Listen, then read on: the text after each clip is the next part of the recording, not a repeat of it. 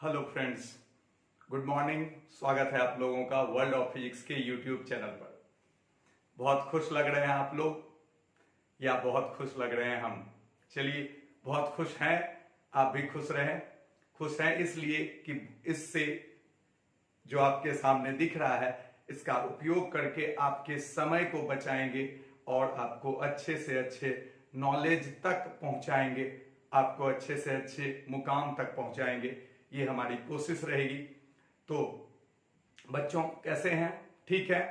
आज समझिए, आज से एक नए तरीके का पढ़ाई, थोड़ा सा वैसे पढ़ाई में कोई बहुत जबरदस्त चेंज हो नहीं सकता है, परंतु मैं आपको ये जरूर बताना चाहता हूं कि बहुत ही जल्द अलग अलग तरह की चीजें आपको देखने को मिलेंगी, जिससे कि बार बार मैं बोल रहा हूं, कम समय में स्मार्ट बोर्ड इसको बोलते हैं, इसको डिजिटल बोर्ड बोलते हैं। बच्चों, आप लोग बहुत देखे हैं, हमसे ज्यादा देखे हैं, तो फिर भी स्मार्ट मतलब कि स्मार्ट वर्क जैसे बोलता है, स्मार्ट वर्क यानी कि कम समय में ज्यादा काम। आपको बोला भी जाता है कि आप हार्ड वर्क से ज्यादा स्मार्ट वर्क करो, कम समय में ज्यादा काम करो। तो मेरा हमेशा से पढ़ाई के मामले में मानना है कि आप कम समय में ज्यादा से ज्यादा चीज पढ़ो, तभी आप ज्यादा कुछ कर सकते हो। अदरवाइज इतना बड़ा सिलेबस होता है और तीनों सब्जेक्ट का कि आप अगर कंपटीशन लेवल तक जाना चाहें या टॉप लेवल तक जाना चाहें तो आपको बहुत मुश्किल होगी, परंतु इससे बहुत आसानी होगी। जैसा कि हम आप लोगों को बहुत सारे ऑब्जेक्टिव्स, बहुत सारे न्यूमेरिकल्स, बहुत सारे शॉर्ट आंसर क्वेश्चंस एक ही क्लास में बता सकते हैं और आप समझ सकते हैं, आप भी जवाब दे सकते हैं। तो चलिए बच्चों, स्टार्ट करते हैं आज का क्लास। आई होप आप जुड़ेंगे और जुड़े रहेंगे और मेरा हौसला बढ़ाएंगे और अपनी जिंदगी बनाएंगे। चलिए स्टार्ट करते हैं। आज का जो चैप्टर है उसका नाम है गॉस लॉ। ठीक है, यह इलेक्ट्रोस्टैटिक्स का ही एक चैप्टर है, यह इलेक्ट्रोस्टैटिक्स का ही एक चैप्टर है। किसी को कोई प्रॉब्लम नहीं? अभी तक हम लोगों ने इलेक्ट्रोस्टैटिक्स में electric field, electric dipole, Coulomb's law, charge, इन सब के बारे में बहुत गहराई से जानकारी प्राप्त की, जिसके वीडियोस आपको अवेलेबल मिलेंगे। अगर आपने नहीं देखा है तो आप उसे देख सकते हैं और बहुत जल्द मैं इस पर उसका एक रिवीजन क्लास भी देने वाला हूं, जिससे आपको बहुत जबरदस्त फायदा होगा, सारा चीज याद हो जाएगा। और इस टाइम पर वेव ऑप्टिक चल रहा था, तो जैसे ही ये चैप्टर खत्म होगा हम लोग वेव ऑप्टिक्स में स्विच करेंगे, तो चलेगा कम समय में ज्यादा पढ़ाई करने का तरीका। चलिए स्टार्ट करते हैं। तो हम लोग पढ़ रहे हैं क्या? गॉस लॉ इलेक्ट्रोस्टैटिक्स का एक चैप्टर है। ठीक है, तो स्टार्ट करते हैं। हाँ, तो गॉस लॉ अब आपको बताते हैं कि इसका एक दूसरा नियम, दूसरा नाम भी है, गॉस फ्लक्स थ्योरम। क्या नाम है? Gauss flux theorem. और आपको कुछ जानकारी दे देते हैं। गॉस साहब एक बहुत बड़े मैथमेटिशियन थे। अब आपको लगेगा कि अजीब है ये साइंस की दुनिया की, कोई मैथमेटिशियन रहता है वो फिजिक्स के बारे में बता देता है और कोई फिजिसिस्ट रहता है वो मैथ के बारे में। एक्चुअली साइंस एक दूसरे से जुड़ा हुआ है, हम लोग अलग अलग किए हैं अपने सिलेबस में। बात समझ में आई? जिसको एक्चुअल में मैथ समझ में आएगा उसको फिजिक्स भी समझ में आएगा, ये संभव ही नहीं है। अगर आपको मैथ समझ में आ रहा है, फिजिक्स नहीं समझ में आ रहा है, यानी देयर इज समथिंग रॉन्ग, कुछ गलत चल रहा है। यदि आपको फिजिक्स समझ में आ रहा है, मैथ नहीं समझ में आ रहा है, देयर इज समथिंग रॉन्ग। तो गॉस साहब एक बहुत बड़े मैथमेटिशियन थे। इनके बारे में बहुत सारी कहानियां भी है, वो हम आपको बताएंगे। ठीक है, और इसी थ्योरम का नाम है गॉस फ्लक्स थ्योरम। हिंदी में आप इसको बोलेंगे गॉस का नियम। ठीक है, गॉस फ्लक्स थ्योरम। ठीक, इस चीज को सबसे पहले दिया था J.F. लैग्रांजेज ने। J.F. लैग्रांजेज, ठीक है, पूरा नाम समथिंग जोसेफ कुछ नाम है। 1773 में उन्होंने दिया था। डजेंट मैटर, इससे कोई मतलब नहीं, लेकिन गॉस साहब ने इसको बहुत ही बेहतरीन तरीके से, CF गॉस उनका पूरा नाम है, बहुत बेहतरीन तरीके से 1813 ईस्वी में आपके सामने प्रस्तुत किया। चलिए, अब बात आती है सबसे पहली बात कि हम गॉस का नियम क्यों पढ़ते हैं, हम गॉस का नियम क्यों पढ़ते हैं। तो चलिए स्टार्ट करते हैं इसी बात से। गॉस का नियम पढ़ने का कारण क्या है, एकदम ध्यान से अभी से क्लास नहीं छोड़िएगा, एक भी बात नहीं मिस कीजिएगा, आपका बहुत ही स्ट्रॉन्ग चैप्टर हो जाएगा, ये मेरी गारंटी है। ठीक है, तो सबसे पहला सवाल मन में क्या आएगा कि हम गॉस थ्योरम या गॉस का लॉ पढ़ते क्यों हैं। अब उसके पीछे का जवाब सुनिए, उसके पीछे का जवाब सुनिए। जवाब यह है कि जब कोई पॉइंट चार्ज होता था Q, जब कोई पॉइंट चार्ज होता था Q, तो इसके चारों तरफ इलेक्ट्रिक फील्ड होता था कि नहीं होता था, हाँ या ना, इसके चारों तरफ इलेक्ट्रिक फील्ड होता था। ठीक, तो जब अब सोचिए इलेक्ट्रिक फील्ड इंटेंसिटी जो है, विद्युत क्षेत्र तीव्रता, ये पूरे इलेक्ट्रोस्टैटिक्स का सबसे इंपॉर्टेंट चीज है। ठीक है, क्योंकि अगर आपको इलेक्ट्रिक फील्ड इंटेंसिटी पता चल जाएगा तो चार्ज पर फोर्स भी पता चल जाएगा, यानी कि इलेक्ट्रिक फील्ड ही बीच के रीढ़ का काम करता है, उससे फोर्स भी पता चल सकता है और उससे पोटेंशियल भी पता चल सकता है। आगे चल के हम पोटेंशियल पे जाएंगे, इसीलिए इलेक्ट्रिक फील्ड को बहुत अच्छे से समझना है। तो यानी कि सबसे महत्वपूर्ण बात हुआ इलेक्ट्रिक फील्ड निकालना। अब आप समझिए कि यहां पर हमें r डिस्टेंस पर, ये q चार्ज है, इससे r डिस्टेंस पर अगर इलेक्ट्रिक फील्ड इंटेंसिटी पूछा जाता था तो हम क्या करते थे, E इक्वल टू लिखते थे KQ/r²। आई होप आपको अच्छे से दिख रहा होगा, पहला क्लास है तो बच्चों मेरी पूरी कोशिश है कि मैं आपको अच्छे से अच्छे तरीके से समझा सकूं, आपको कोई दिक्कत ना हो, बाकी ऊपर वाले की मर्जी। ठीक है, तो इलेक्ट्रिक फील्ड इंटेंसिटी का फॉर्मूला था KQ/r², साथ में डायरेक्शन वेक्टर भी चाहिए था, तो r क्या, तो किसी पॉइंट चार्ज के चलते इलेक्ट्रिक फील्ड इंटेंसिटी निकालना बहुत ही आसान काम है। सिर्फ क्या करना है आपको, ये चार्ज है, चार्ज दिया, सिंपल सा बात है, आप K किए, Q किए, r² किए, बहुत सिंपल काम था, बहुत सिंपल। अब आपको ये समझ में आ जाना चाहिए कि कभी भी इलेक्ट्रिक फील्ड निकालना किसी पॉइंट चार्ज के लिए, ये क्या है, पॉइंट चार्ज, इसके लिए बहुत ही आसान है। परंतु अब आप सोचिए, अगर यहां पॉइंट चार्ज ना होकर के फैला हुआ चार्ज होता, पॉइंट चार्ज नहीं होकर के क्या होता, फैला हुआ। अब फैला हुआ चार्ज में क्या हो सकता है, जैसे ये रॉड हो सकता था, समझिए पॉजिटिव चार्ज, तो इस जगह पर, इस पॉइंट P पर इलेक्ट्रिक फील्ड इंटेंसिटी होता है या नहीं होता, इस पॉइंट P पर इलेक्ट्रिक फील्ड इंटेंसिटी होता है या नहीं होता, होता। अब इसके चलते भी होता, इसके चलते भी, हर जगह के चलते होता। तब जो यहां पे नेट इलेक्ट्रिक फील्ड इंटेंसिटी निकालते, तो इसके चलते समझिए E1 वेक्टर लेते, फिर इसके चलते समझिए क्या लेते, E2 वेक्टर लेते, फिर इसके चलते E3 वेक्टर लेते, और आप सोचिए कि कितने सारे वेक्टर्स लेने पड़ते और वो सब को यहां पर क्या करना पड़ता, जोड़ना पड़ता। अब क्या क्या हो रहा है, यहां से डिस्टेंस भी बदल रहा है और डायरेक्शन भी बदल रहा है, तो ये काम क्या है हमारे लिए डिफिकल्ट, जो कि हम लोग किए हैं, और इसके लिए लगता क्या था, इंटीग्रेशन। क्या लगता था, इंटीग्रेशन। तो क्या हुआ था, हुआ ये भी था कि जब ये वाला चीज ना बच्चा लोग नहीं सीखता है, बोर्ड का बच्चा। अब सोचिए, ये बात गॉस लॉ भी समझते थे कि जो कमजोर बच्चे होंगे, जिनका मैथमेटिक्स स्ट्रांग नहीं होगा, उनको ये चीज सीखना बहुत मुश्किल होगा। ये बात हम भी समझते थे, गॉस साहब भी समझते थे, हम भी समझते थे। सोचिए हम कितने बड़े आदमी हैं, अरे मजाक कर रहे हैं दोस्त। आइए, तो ये बात, अब ये जब हम भी पढ़ाए थे तो बहुत सारे बच्चे परेशान हो गए थे, क्योंकि वो सिर्फ थ्योरी देखना चाहते हैं, थ्योरी देखना चाहते हैं, इसमें बहुत जबरदस्त कैलकुलेशन है, इंटीग्रेशन है, फलाना फलाना फलाना।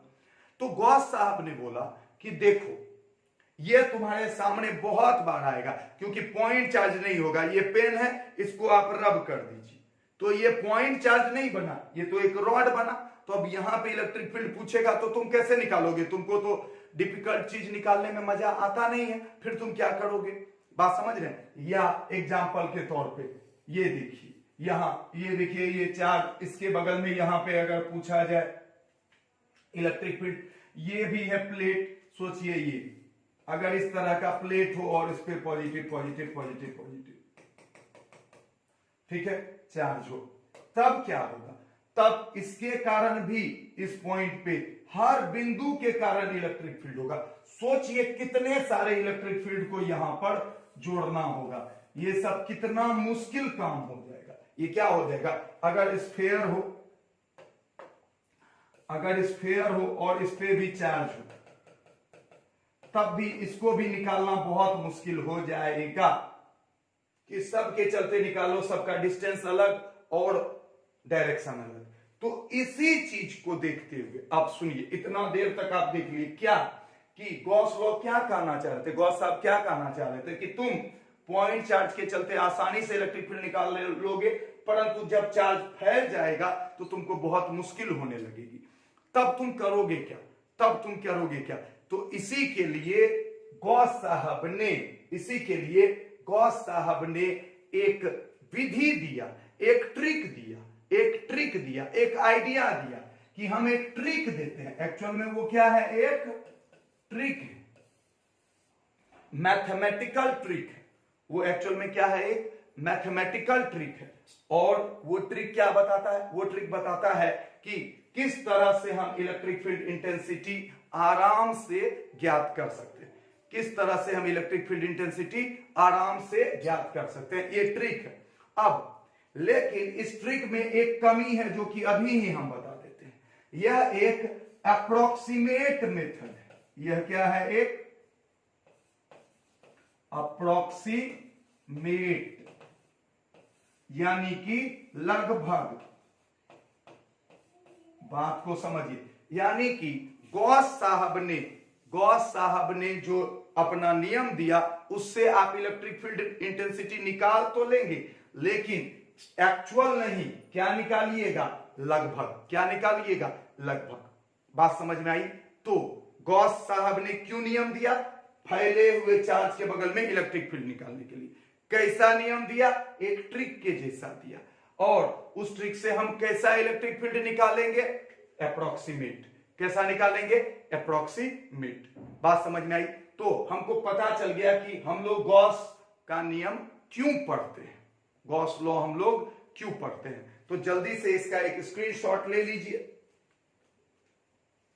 जल्दी से इसका एक स्क्रीनशॉट ले लीजिए, ठीक है। अब आगे बढ़ते हैं, देखिए एक और खासियत बता देता हूं, इन सब चीजों का पीडीएफ बना करके आपको ऐप पर या ग्रुप में भेजा जा सकता है। इसका बहुत अच्छे से उपयोग किया जा सकता है और मैं पूरी कोशिश करूंगा कि मैं इसका उपयोग करूं, और भी जितने भी लोग इसका यूज करते हैं वो भी बहुत अच्छे से उपयोग करें, बहुत पॉजिटिवली पढ़ाएं, बच्चों को फायदा हो। बस सिर्फ ध्यान ये रखना है कि आपकी जिंदगी है, ये पढ़ाई आपकी जिंदगी है। अगर हम गलत पढ़ा देते हैं तो बहुत गलत बात है। I am not talking about calculation mistake. तो चलिए अब आप चाहेंगे कि इसको लिखना कि गॉस का नियम हम लोग क्यों पढ़ते हैं। तो चलिए 10 देखिए, अब ये ही आपको समय बचाएगा। ध्यान से देखिए ये क्या है, कहता है why do we study Gauss law. हम लोग गॉस का नियम क्यों पढ़ते हैं, सब कुछ आपको सिखा दिए, समझा दिए। यहां देखिए आपके सामने लिखा हुआ है कि it is very easy to find electric field intensity near a point charge by using Coulomb's law. Coulomb's law के उपयोग से k3/r² करना बहुत ही आसान है।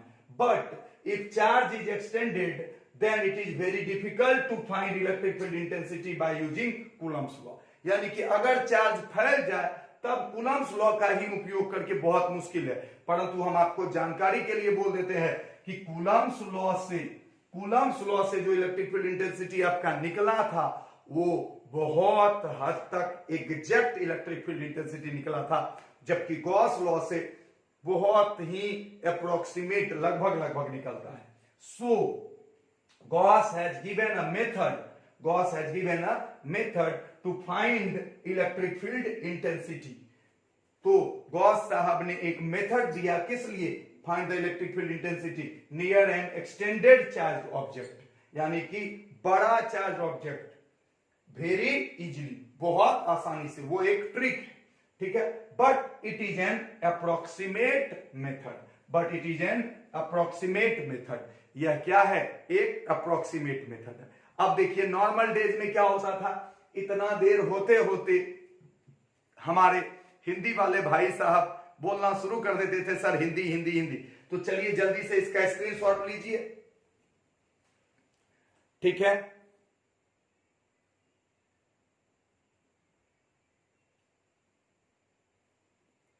ठीक है, आई होप ले लिए होंगे।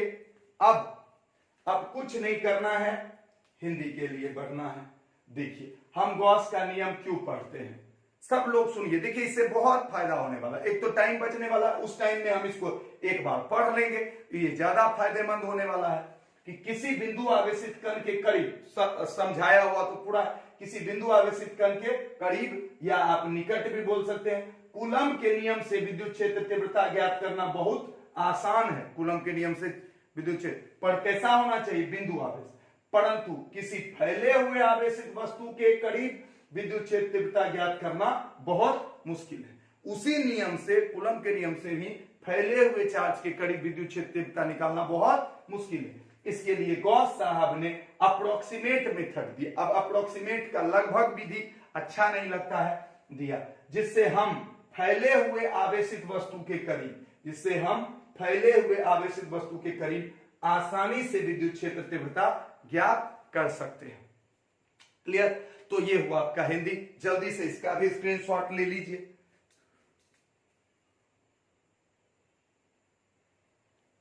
चलिए अब है बात कि चलो भाई हम समझ गए, अब आपका क्लियर हो गया कि हम गॉस लॉ पढ़ते क्यों हैं। तो अब अगला सवाल आएगा कि ठीक है तब हमको जल्दी से बता दो जब इतना आसान है। ना बाबा, ये भी ना समझना कि बहुत आसान होने वाला है, ठीक है। एक पूरा चैप्टर है उन्हीं के नियम पे, लेकिन हाँ एक बार जब आप इसको समझ जाइएगा तो बहुत आसान। तो पहली बार में ये मुश्किल है, परंतु इसको हम आसानी से आपको समझाएंगे। तो चलिए आगे बढ़ते हैं।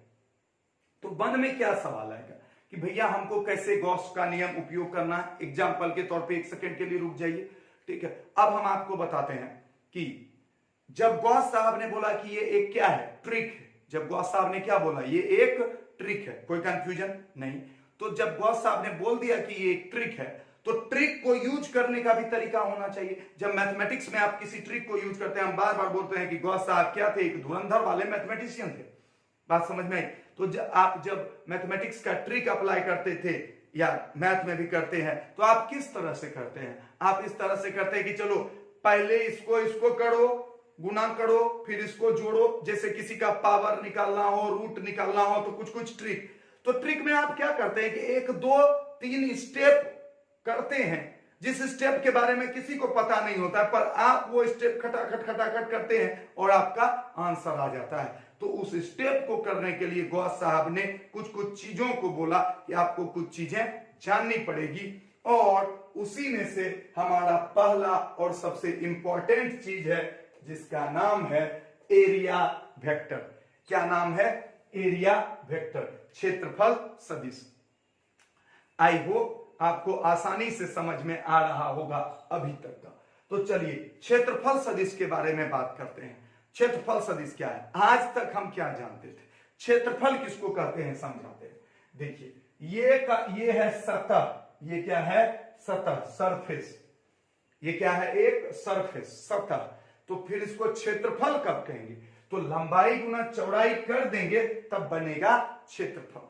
सतह के एरिया को, सतह का क्षेत्रफल। बात समझ में आई? तो ये सतह है, ये क्षेत्रफल नहीं है। इसका जब निकाल लेंगे लंबाई गुना चौड़ाई, उसको करेंगे क्या? क्षेत्रफल। तो आई होप आप ये इतना तो समझ गए होंगे। आज तक हम क्या जानते थे कि एरिया जो है वो एक स्केलर क्वांटिटी है। आज तक हम क्या जानते थे कि एरिया एक स्केलर क्वांटिटी है, यानी हम तो थोड़ा जान गए थे। तो एरिया क्या है? एक स्केलर क्वांटिटी है। तो फिर स्केलर क्वांटिटी है तो हम एरिया वेक्टर क्यों पढ़ रहे हैं? लेकिन बाद में ये पता चलता है, बाद में ये लोगों को समझ में आता है कि एरिया स्केलर भी है और वेक्टर भी है। ये डिपेंड करता है इसके यूज पर, इसके यूज पर डिपेंड करता है कि एरिया स्केलर है कि वेक्टर है। अब सोचिए कि यूज कैसा होगा, यूज कैसा होगा, ध्यान से सुनिए।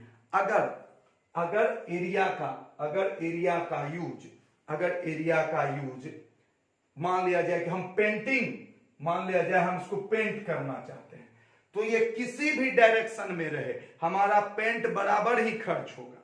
ये बात मानते हैं कि नहीं मानते हैं? अगर इस रूम को पेंटिंग करना है तो चारों दीवार मिला के पेंट तो खर्च होगा ही, लेकिन अगर इसी रूम से हवा पास कर रहा हो तो उसके लिए, अगर ये सोचिए खिड़की, ये क्या है, विंडो, इससे हवा पास होगा, एयर पास होगा। तो अगर ये विंडो ऐसे रहेगा तो एयर ज्यादा पास करेगा, और अगर यही विंडो ऐसे रहे तो इसकी तुलना में कम एयर पास करेगा, और यही विंडो ऐसे रहे तो इसकी तुलना में, और अब हवा बहेगा इससे कहां पास करेगा, हवा तो नीचे नीचे चला जाएगा, इससे कम हवा जाएगा, लेकिन इससे सबसे ज्यादा हवा जाएगा। इसका मतलब है कि इस विंडो के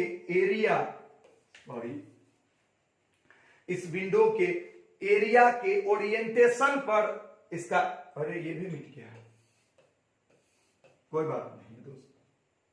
तो इस विंडो के एरिया के ओरिएंटेशन पर डिपेंड करेगा कि किससे हवा कितना पास करेगा। बात समझ में आई? तो अगर किसी चीज का, किसी सरफेस का एरिया डायरेक्शन पर डिपेंड करता हो, तब उसको हम क्या कहेंगे, एरिया वेक्टर। क्या कहेंगे, एरिया वेक्टर। तो सबसे पहला बात हम क्या लिखेंगे, सबसे पहला बात हम क्या लिखेंगे, इफ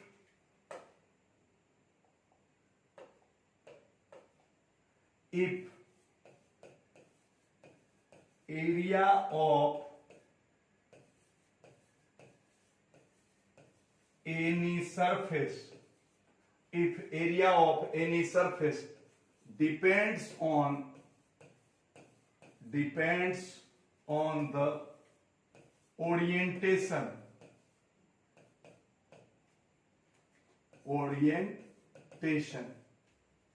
ठीक है, कहता है कि यदि, नहीं तो पहले इसको complete, orientation, then we can consider it as vector, यानी कि यदि किसी सतह का क्षेत्रफल, यदि किसी सतह का क्षेत्रफल दिशा पर, यदि किसी सतह का क्षेत्रफल दिशा पर निर्भर करे तो इसे सदिश राशि के रूप में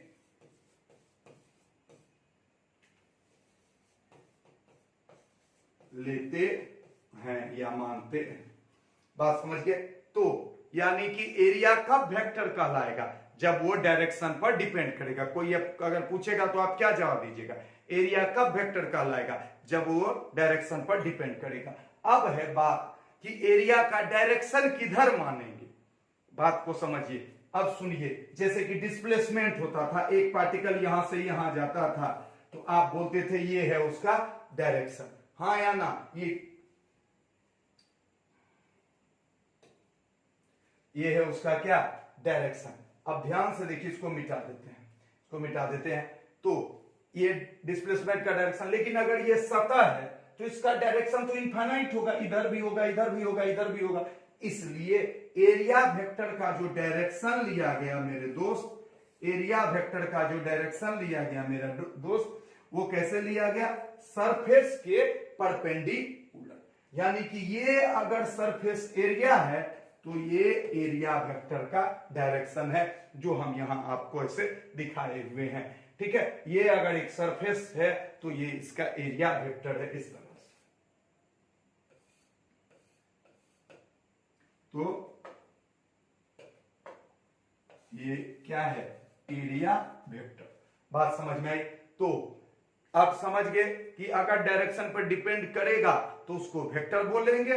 ठीक, और दूसरी बात, अब समय समय पे आपको खुद आइडिया लगते जाएगा कि कब डायरेक्शन पर डिपेंड कर रहा है, हम आपको बताते भी जाएंगे। आपको सिर्फ ये सोचना है कि जब डायरेक्शन पर निर्भर करेगा तो हम उसको वेक्टर लेंगे, नहीं करेगा तो स्केलर लेंगे, लेकिन उसका डायरेक्शन क्या लेंगे, सरफेस के परपेंडिकुलर। किधर लेंगे, सरफेस के परपेंडिकुलर। किसी को कोई कंफ्यूजन, किसी को कोई कंफ्यूजन?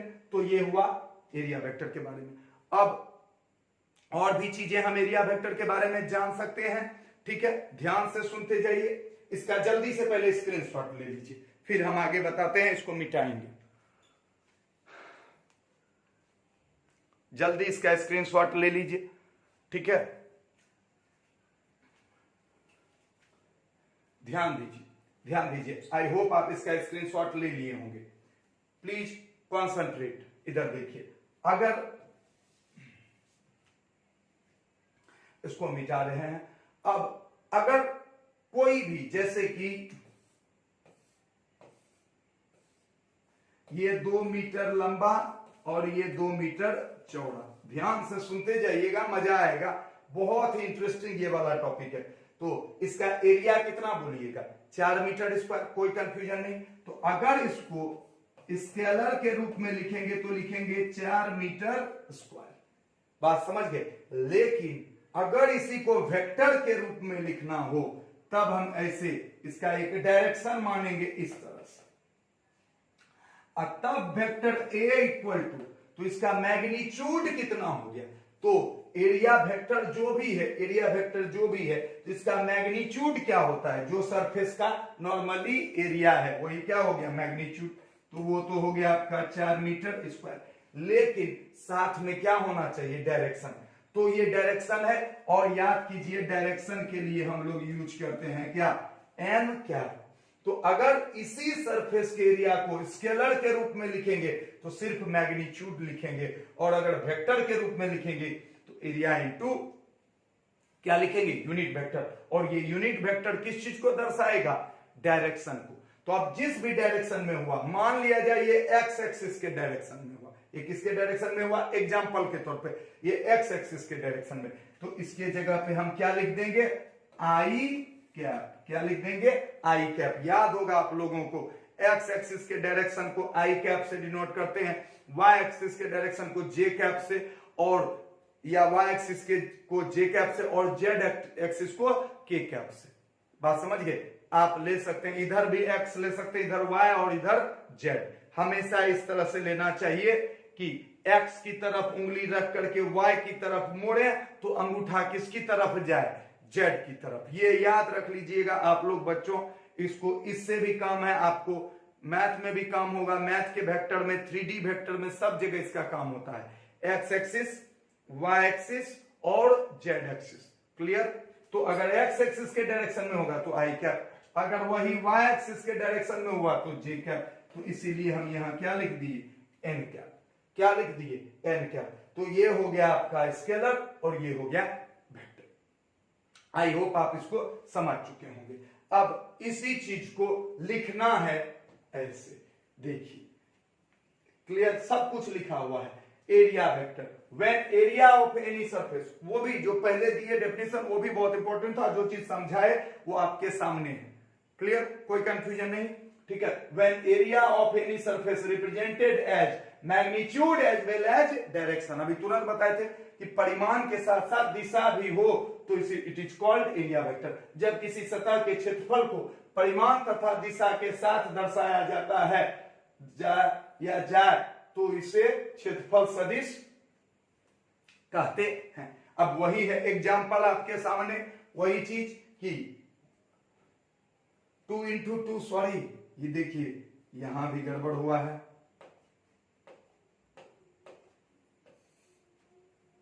ठीक है, तो ये कितना हो गया 4, ये हो गया, हाँ ठीक, तो ये हो गया। अगर एरिया सिर्फ लिखना था तो 4 मीटर स्क्वायर एरिया वेक्टर, तो कोई दिक्कत। अब देखिए, अब क्या पढ़े थे, direction of area vector is always perpendicular to the surface. यानी पूरी कहानी में जो सबसे इंपॉर्टेंट बात है वो यही है, यही वाला, direction of area vector is always perpendicular to the surface.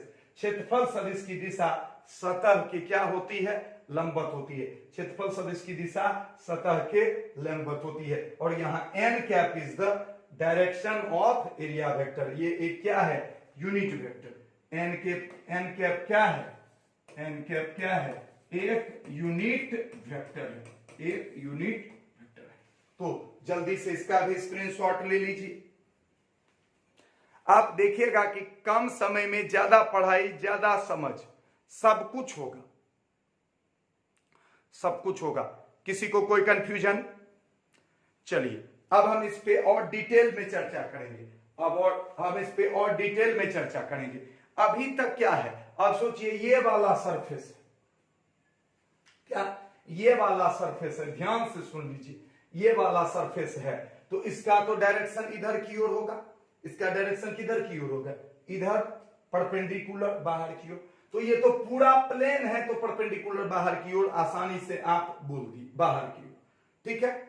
अब ये माना गया है, आगे चल के हम ये भी बताएंगे कि ये क्यों माना गया है। बात समझ में आई? कोई कंफ्यूजन? तो इसका तो डायरेक्शन किधर की ओर हो गया, बाहर की ओर। लेकिन अगर यही प्लेन टेढ़ा घोचा हो, यानी कि अनइवन प्लेन हो, यूनिफॉर्म नहीं हो, तब क्या होगा, तब तो अलग। आप सोचिए कि ये ऐसा होता कि इधर ऐसे होता और ऐसे झुका हुआ होता, तो यहां डायरेक्शन इधर होता और वहां डायरेक्शन यहां, अलग अलग डायरेक्शन होता कि नहीं होता? आप बोलिए हाँ या ना। इसीलिए अब जो हम लोग पढ़ेंगे, अब हम लोग पढ़ेंगे नॉन यूनिफॉर्म, एक अलग जैसे प्लेन का क्या, एरिया वेक्टर। अब देखिए, इसको मिटाने का भी समय नहीं खर्च करते हैं और टपाक से आगे बढ़ते हैं, ठीक है। स्मॉल एरिया वेक्टर क्या है, स्मॉल एरिया वेक्टर, ध्यान से सुनिए क्या समझाने की कोशिश कर रहे हैं। ये देखिए, ऐसा एक सरफेस है, ऐसा एक सरफेस है, तब क्या होगा, इस जगह के एरिया वेक्टर का डायरेक्शन ऐसे होगा, तो इस जगह का क्या है कि हर जगह क्या होना चाहिए, परपेंडिकुलर। यही तो सिखाए, हर जगह क्या होना चाहिए, परपेंडिकुलर। ये नहीं हुआ परपेंडिकुलर, ठीक है। तो ये सब का डायरेक्शन अलग अलग है कि नहीं, चलो बोलो। ये एक सोचिए पत्थर जैसा है, पत्थर 3 डायमेंशन, तो ये सब का डायरेक्शन अलग अलग है कि नहीं, हाँ या ना? तब इस केस में हम क्या करते हैं, एक साथ पूरा प्लेन नहीं लिख सकते, क्योंकि एक साथ पूरा सरफेस ले लिए तब तो एक डायरेक्शन नहीं बता सकते। तो हम क्या करते हैं, छोटा छोटा सरफेस लेते हैं, स्मॉल एरिया वेक्टर। क्या लेते हैं, स्मॉल एरिया वेक्टर। तो स्मॉल एरिया वेक्टर हम क्यों लेते हैं, स्मॉल एरिया वेक्टर हम क्यों लेते हैं, स्मॉल एरिया वेक्टर इसलिए लेते हैं कि जैसे ये हुआ, तो इतना सा जो छोटा सा टुकड़ा हुआ, इसका एरिया वेक्टर हम इसको ऐसे लिख दिए, डीएस वेक्टर। क्या लिख दिए, डीएस। डी मतलब स्मॉल, डी मतलब क्या, स्मॉल, क्लियर, और वेक्टर उस पे है यानी कि डायरेक्शन। लेकिन इस जगह जो होगा, इस जगह इसका डायरेक्शन कुछ अलग होगा, इसका डायरेक्शन क्या होगा, कुछ अलग होगा, यानी इसका डायरेक्शन अलग और इसका डायरेक्शन अलग। यानी कि जब when surface is not plane or uniform then we take small surface area vector। यानी कि जब सरफेस आपको टेढ़ा घोचा नजर आएगा, तब आप कैसा कैसा एरिया वेक्टर चूज कीजिएगा, छोटा छोटा एरिया वेक्टर चूज कीजिएगा। कैसा कैसा एरिया वेक्टर यूज कीजिएगा, छोटा छोटा। कोई इस सब बात में कोई जान ही नहीं है, बहुत सिंपल सा बात है कि भैया ये इतना सारा है, तो हम सबके लिए क्या लेंगे, छोटा छोटा एरिया वेक्टर लेंगे। जब सतह एक समान ना हो तो हम अल्प सतह का क्षेत्रफल सदिश के रूप में लेते हैं। क्लियर? तो जल्दी से इसका एक स्क्रीनशॉट ले लीजिए और हम आगे आपको समझाएंगे।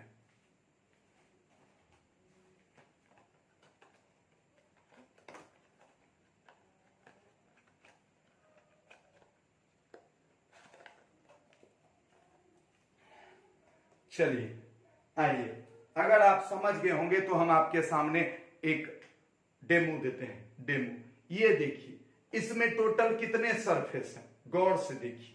अगर इसमें देखा जाए तो ये देखिए, ये एक सरफेस, ये दूसरा, ये तीसरा, ये चौथा, ये पांचवा और ये छठा। 1 2 3 4 5 6, हाँ या ना।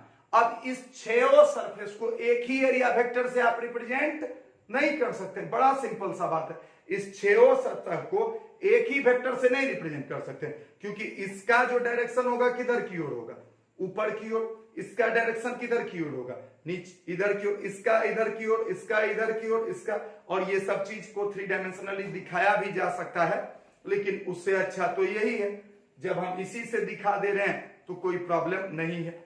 इसका इधर, इसका इधर, इसका इधर और इसका इधर, इसका इधर। बात समझ में आ रही है, हाँ या ना। तो अगर बोलेगा इस सतह का एरिया वेक्टर बताओ, तो किधर की ओर बोलिएगा, ऊपर। बोलेगा इस सतह का, इधर। इस सतह का, हर सतह का क्या, तो हम क्या किए, छोटा छोटा टुकड़ा ले लिए, पूरे सरफेस को हम छोटे छोटे टुकड़ों में बांट लिए। बात समझ में आई। तो वही बात है कि जब अगर यूनिफॉर्म नहीं हो, प्लेन नहीं हो, तब हम क्या करेंगे, छोटे छोटे टुकड़े में बांट लेंगे। ये तो फिर भी ऐसा हुआ कि ये इतना पूरा एक जैसा प्लेन था, और टेढ़ा होता, गोल होता, फुटबॉल होता, तब क्या होता। बात समझ गए, तब क्या होता। तो भी क्या करते, अलग अलग डायरेक्शन लेते। बात समझ में आ रही है, हाँ या ना। तो चलिए, तो इसको कहते हैं क्या, स्मॉल एरिया वेक्टर। इसको क्या कहते हैं, स्मॉल एरिया वेक्टर। ठीक है। अब आइए, total area vector of a closed surface. Total area vector of a closed surface, ध्यान से सुनिए,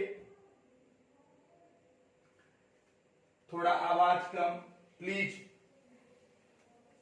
ध्यान से सुनिए। क्या है, total area vector of a close surface. अब ये वाला चीज भी आई है, और अब जबरदस्त याद कीजिए। एक बार हम आपको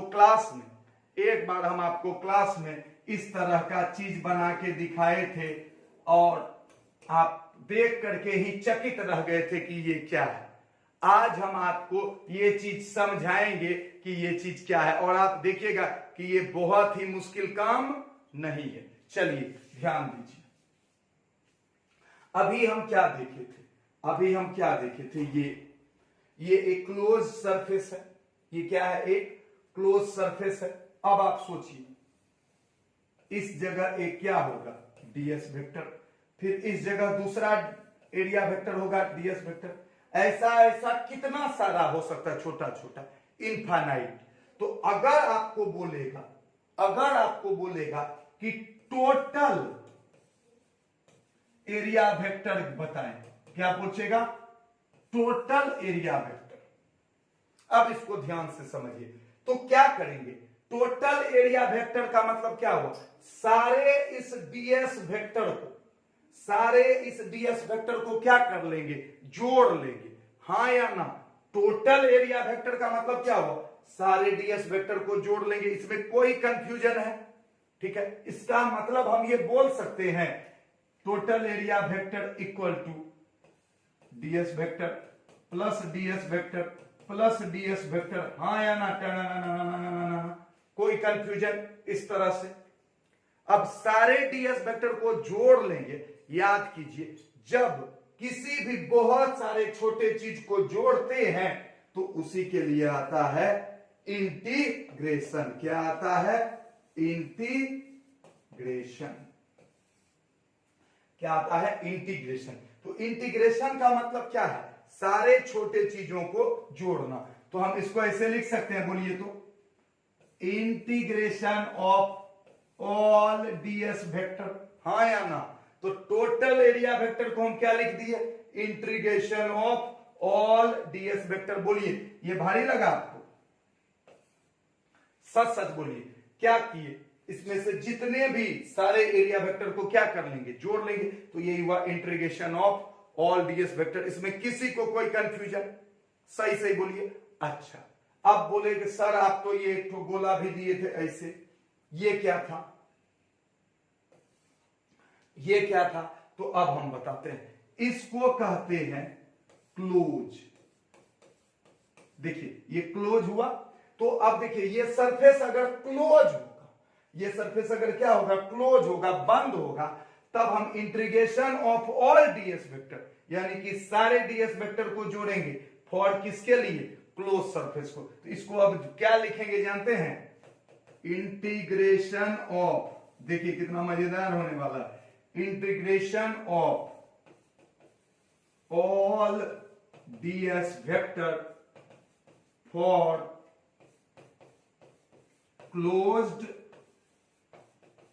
surface. Integration of all DS vector for close surface, यही चीज है।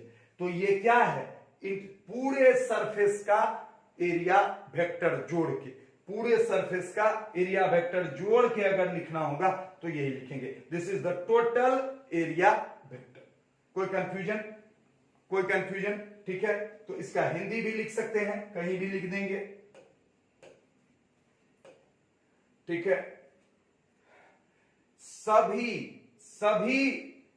डीएस वेक्टर का समाकलन बंद सतह के लिए, तो इसको लिखेंगे बंद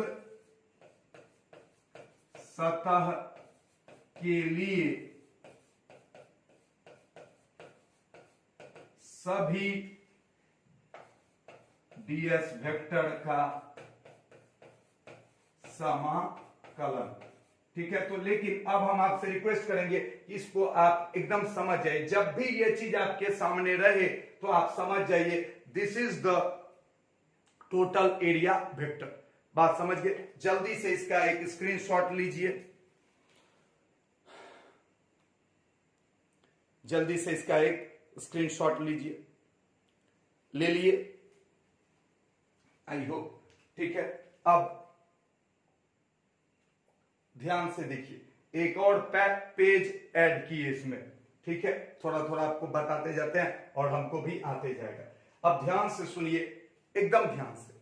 अगर ये एक कितना इजी है आप ये समझिएगा, एकदम समझ लीजिए।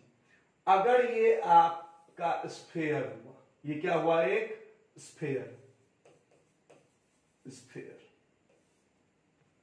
ठीक है। अब आपके सामने बोल दिया कि ये स्फीयर है और इसका रेडियस कितना है, 8। तो अब देखिए इसमें बहुत सारा डीएस वेक्टर होगा कि नहीं होगा, बोलिए तो। हर डायरेक्शन में होगा कि नहीं होगा DS vector, DS vector, DS vector, इतने में कोई कंफ्यूजन, ठीक है। पूरे स्फीयर में, स्फीयर गोला, ठीक है। अगर आपके सामने 2 क्वेश्चन लिखा जाए, क्वेश्चन एक बोलेगा कि इसका मान बताओ, और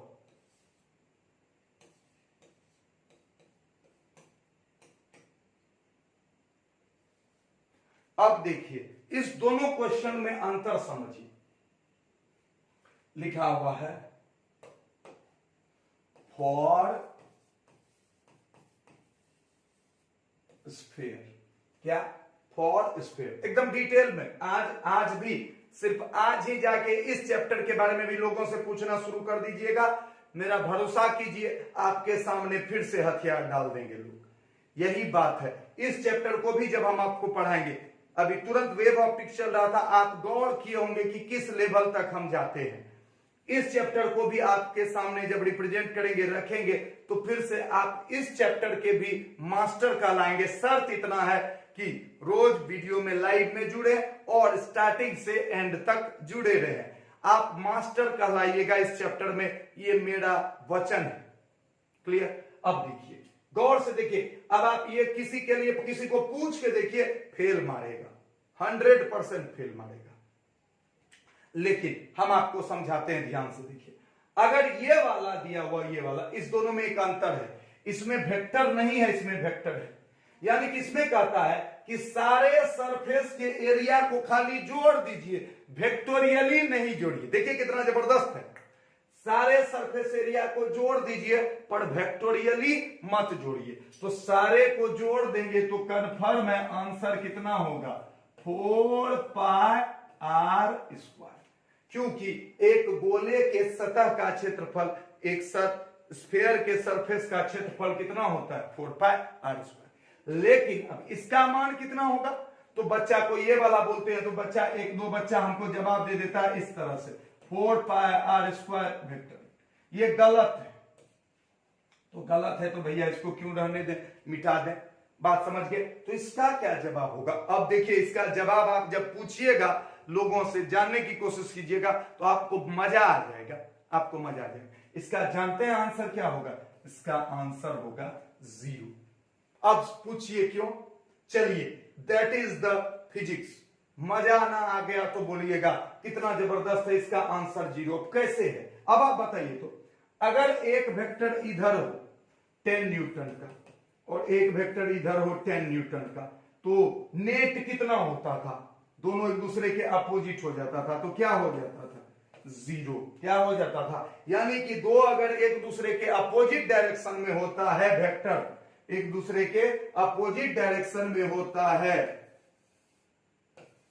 a² + b² + 2ab cos theta. ये आप जानते हैं, अगर एक दूसरे के अपोजिट होता है तो ये वेक्टर a और ये वेक्टर b 180 डिग्री, तो अगर पुट करते हैं तो आ जाता है √a² + b² plus 2ab cos 180, cos 180 का मान -1, तो -2ab, यानी कि a माइनस b का होल स्क्वायर का √, यानी कि a माइनस b। यानी कि एक दूसरे के अपोजिट रहता है तो क्या हो जाता है, घट जाता है। ये तो कई बार समझाएगा। आप देखिए कितना इजी कॉन्सेप्ट है, हाँ या ना, सही से बोलिए, कितना इजी कॉन्सेप्ट है कि नहीं। तो उसी तरह, तो अगर पूरा स्फीयर है, अब सोचिए ये एक स्फीयर है, सोच के देखिए कितना मजेदार है। अगर यहां एक ds वेक्टर होगा तो ऑब्वियसली इसके जस्ट अपोजिट में उतना ही बड़ा ds वेक्टर होगा कि नहीं होगा। तो ये दोनों ds वेक्टर क्या करेगा, एक दूसरे को कैंसल। उसी तरह ये और ये भी एक दूसरे को क्या करेगा, कैंसल। हाँ या ना, जल्दी बोलिए, इसमें मजा आए तो सारा एक दूसरे को क्या कर लेगा, कैंसल। तो ये होगा।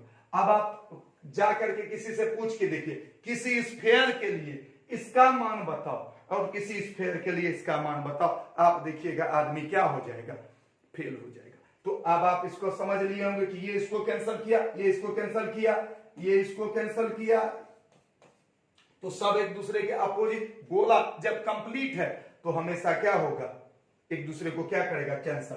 तो अब हम इसके लिए एक चीज लिख सकते हैं कि यदि सरफेस क्लोज हो तो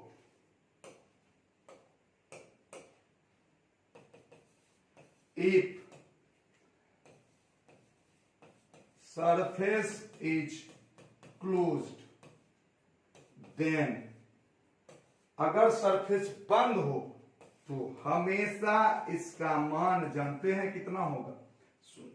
हमेशा क्या होगा, 0 होगा हमेशा। ये याद रखिएगा कि अगर सरफेस क्लोज है तो इसको क्या कहेंगे, integration of all ds vector for close surface, integration of all ds vector for close surface.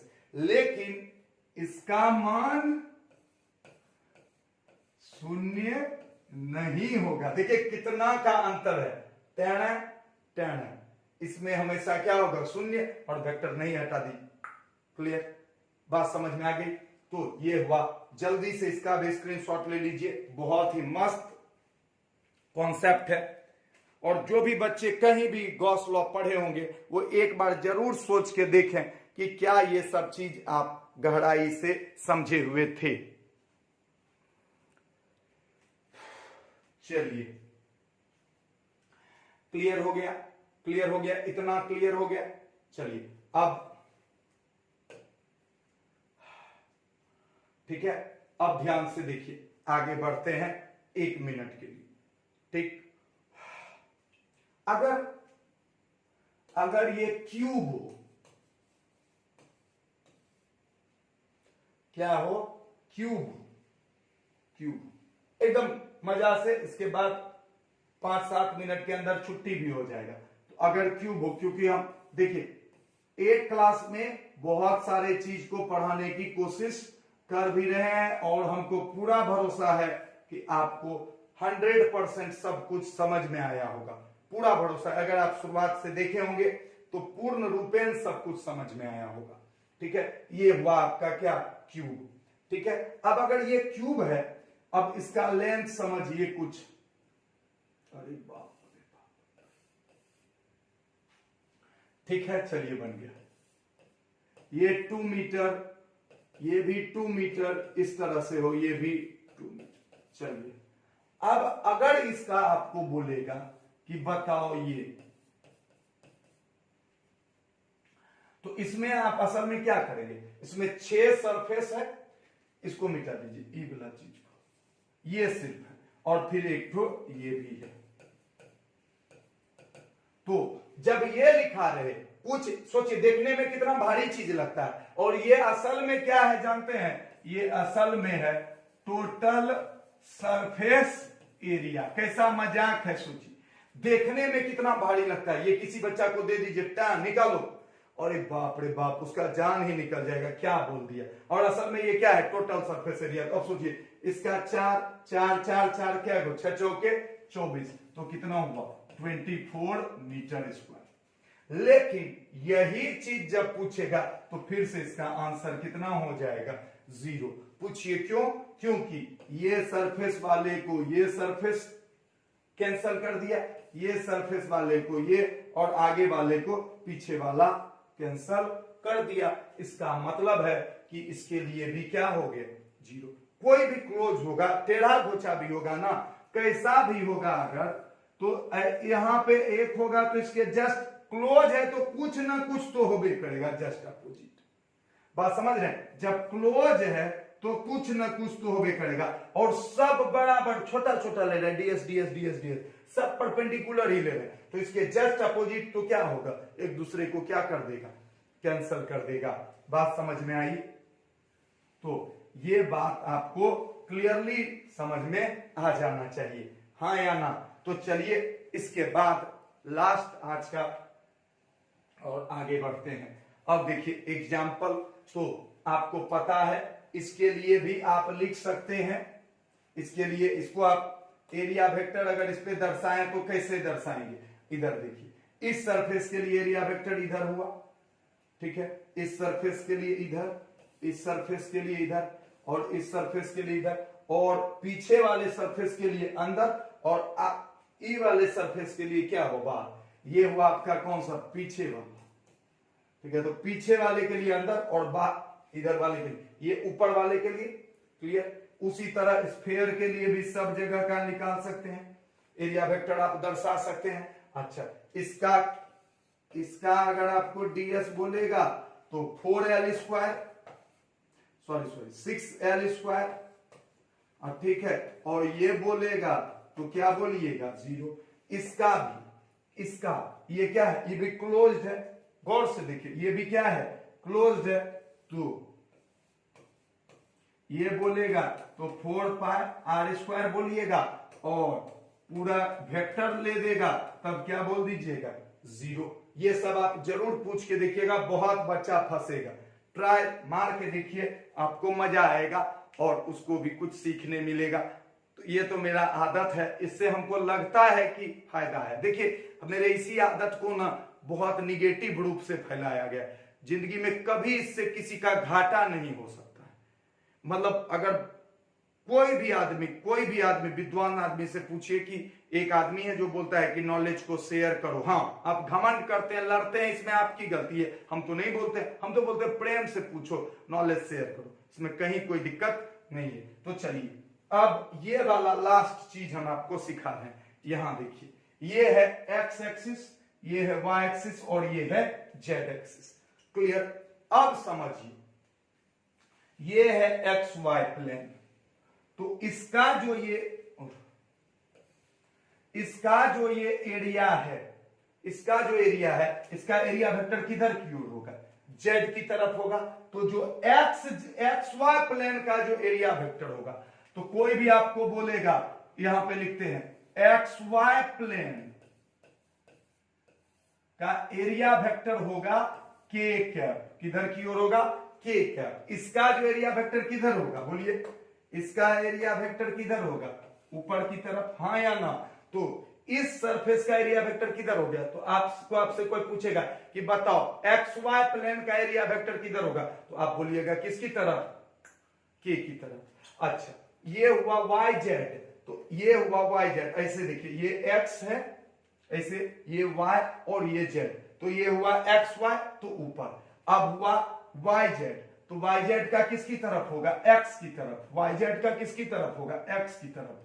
तो वाई जेड प्लेन का किसकी तरफ होगा, एक्स की तरफ। तो इसका डायरेक्शन किधर हुआ, आई कैप। और जेड एक्स प्लेन का किसकी तरफ होगा, वाई की तरफ। जेड एक्स प्लेन का किसकी तरफ होगा, वाई की तरफ।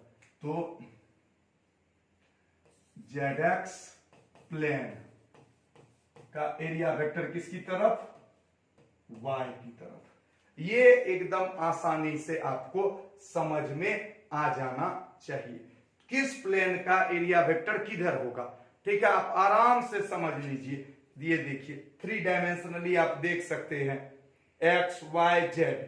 तो ये सरफेस है तो इसके परपेंडिकुलर, तो वाई जेड है तो उसके परपेंडिकुलर एक्स है। तो जो भी है, ये सरफेस है तो इसके परपेंडिकुलर वाई है, ये सरफेस है तो इसके परपेंडिकुलर एक्स है। तो जो सरफेस है एक्स वाई है तो उसके परपेंडिकुलर क्या है, जेड। तो this is the complete concept of area vector. और भी आगे हम चीजें पढ़ेंगे। ठीक है, आज शाम में तो हम नहीं मिलेंगे बच्चों, लेकिन कल शाम से हम लोग जरूर मिलेंगे और बहुत सारी चीजें करेंगे। आप इंतजार कीजिए और मेरे साथ बने रहे, इसके लिए बहुत बहुत धन्यवाद। इसका भी आप स्क्रीनशॉट ले लीजिए। और जितना भी चीज पढ़ाए काफी डिटेल में सब कुछ पढ़ाए हैं और काफी डिटेल में हम सब कुछ पढ़ाएंगे भी। Thank you very much. आज के लिए इतना ही। अगर आपको आज का क्लास पसंद आया हो तो जरूर शेयर करें, लाइक करें, सब्सक्राइब करें और बच्चों को बताएं।